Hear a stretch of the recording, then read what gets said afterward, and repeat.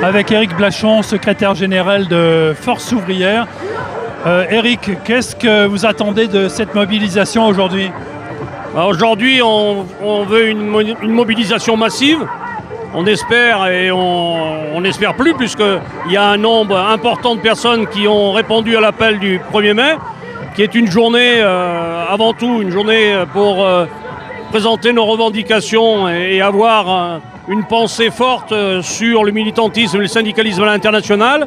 Et puis aujourd'hui, il y a aussi ce problème des retraites qui est toujours d'actualité, sur lequel on veut marquer cette journée de manière forte pour que le gouvernement nous entende.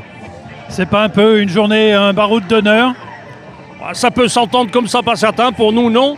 Et la preuve, c'est qu'il y a encore beaucoup de monde dans les rues pour pouvoir manifester ce mécontentement, cette réprobation de cette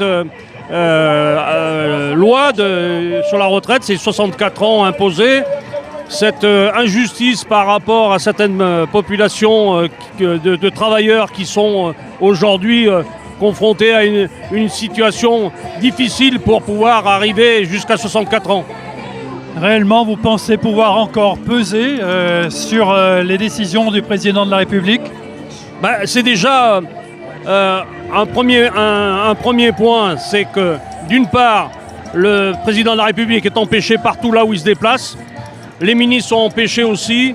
On a eu une organisation qui a été remarquable de l'ensemble de l'intersyndicale, où il n'y a pas eu d'accident dans nos actions qu'on a menées. Et ça, c'est un bon point à mettre à l'actif des organisations syndicales, qui sont quand même suivies par l'ensemble des Français qui manifestent leur désapprobation à cette loi qui est passée quand même en force.